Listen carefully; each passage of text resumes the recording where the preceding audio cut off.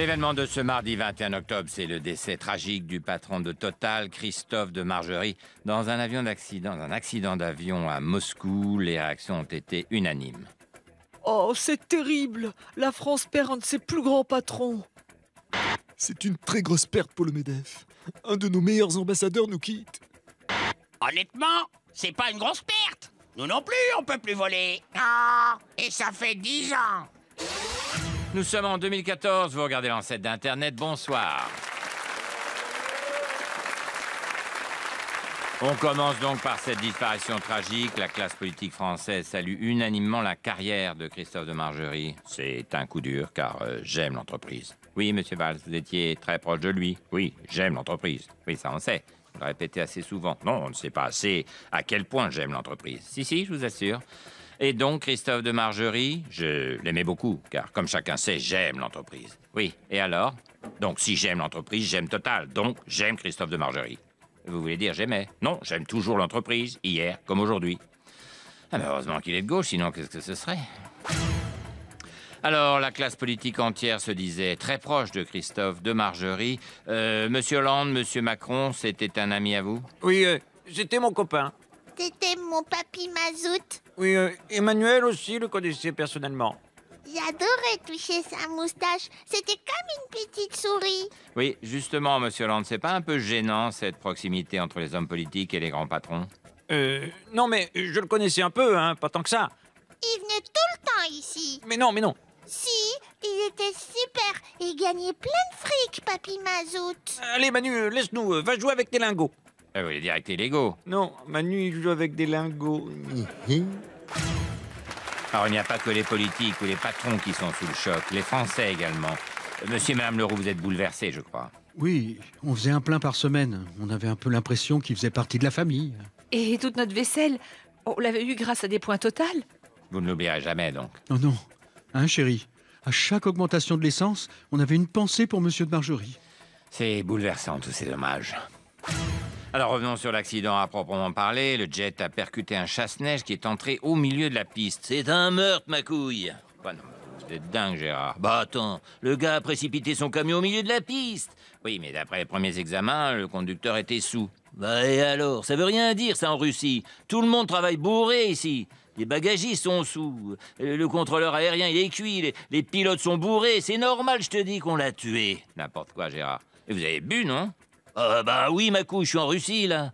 Enfin, c'est consternant. Non, mais justement, on se disait, avec des copains au bar, de Margerie, il sera mort comme il aura vécu, au milieu du kérosène. Alors, il est vrai que cet accident est très étrange. Un camion chasse-neige a traversé en plein milieu de la piste au moment où son avion décollait. Jamy, vous êtes notre scientifique. Comment expliquez-vous un tel accident? Eh bien, Patrick, d'après mes calculs, cet accident stupide aurait pu être facilement évité. Ah bon? Oui, l'avion avait manifestement un problème technique. Mais c'est une révélation, ça. C'était quoi, ce défaut? Le Falcon 50 ne disposait pas d'avertisseur sonore. Pardon? Si l'avion avait eu un bon vieux klaxon, il aurait pu prévenir le camion de son arrivée, comme le prouve cette démonstration. Et hop, le camion s'écarte. C'est nul, Jamy. Pas plus nul que de se prendre un chasse-neige alors que t'es même pas à la montagne. Cet accident d'avion a donc ému toute la France. Ouais, moi je trouve que c'est un super crash. Pardon, non, mais Philippe, ça va pas. Laisse-moi développer, tête d'œuf. Moi je dis bravo au pilote. Son crash, c'est quand même autre chose que la Malaysian Airlines. Ah non. Ah bah si. La Malaysian, ça fait 10 mois qu'on nous casse les bonbons avec les recherches. Alors que là, l'avion, il est en miettes, en bout de piste. Donc il est facile à retrouver. Donc je dis merci au pilote, puis c'est tout. Voilà, sans transition société, Éric Zemmour n'hésite jamais à polémiquer, mais en famille, c'est une toute autre personne, souvenez-vous. J'ai pris des tulipes, ça ira? Mais oui, t'inquiète pas, c'est qu'un repas de famille. Tu verras, ils sont très sympas. Bon, il y a juste mon oncle Henri qui se lâche un peu quand il a bu, mais il faut pas y faire attention.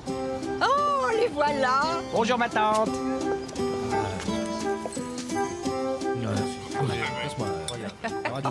Et moi je le dis, je l'ai toujours dit et je le redirai encore. Quand on voit comme le débat sur l'islam est rejeté par la gauche, on se dit qu'on n'est pas prêt de sortir de la chape de plomb idéologique stalinienne. Bah évidemment.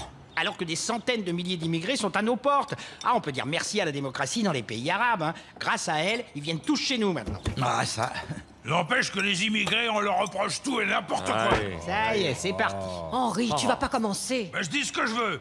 L'immigration, c'est pas une tare, c'est une chance. Surtout dans un pays de vieux comme le nôtre. Oh, c'est bon, on le connaît, ton couplet, oncle Henri. Tu vas nous dire aussi qu'on n'a pas le droit de les traiter comme on les traite, c'est ça? Exactement. Si on les aidait vraiment à s'intégrer, les immigrés, ça se passerait beaucoup mieux. Tu bois trop, Henri. J'aime pas les racistes, c'est tout.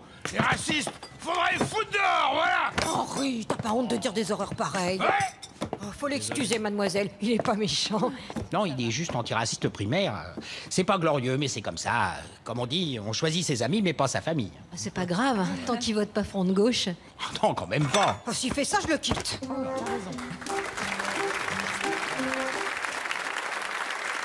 Voilà, je reçois maintenant le patron d'Apple, Tim Cook. Monsieur Cook, nous voulions parler avec vous de cette innovation formidable. On pourra bientôt payer dans les magasins avec son téléphone. Oui, car ceci est une révolution. Apple va changer votre vie.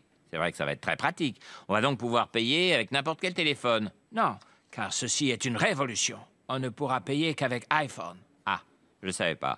Donc avec l'iPhone 4, 5 ou 6, on pourra régler dans de nombreux magasins. Non, car ceci est une révolution. Ça ne marche qu'avec iPhone 6 ou iPhone 6 Plus. Ah, donc si on veut payer avec son téléphone, faut acheter un iPhone 6. Mais c'est très cher, hein, du coup. Non, car si vous payez qu'iPhone 6, vous n'aurez plus besoin de carte bleue. Ah, oui, c'est vrai, ça. Ah, ben c'est super, hein, bravo, Tim Cook. En achetant iPhone 6, vous économiserez les 30 € de votre carte bleue. D'accord. Attendez, donc faut acheter un iPhone 6 à 1 000 € pour économiser 30 €. Voilà, car ceci est une révolution. Enfin, ça fait quand même cher la carte bleue. Non, car iPhone sert de carte bleue, mais avec, vous pouvez aussi téléphoner. Ah oui, c'est vrai. Oui, c'est bien fichu quand même. On fait le maximum pour améliorer la vie des utilisateurs d'iPhone. Et pour ceux qui n'en ont pas, on fait aussi le maximum pour qu'ils en achètent un. Apple. Nous, c'est la pomme. Vous, c'est les poires.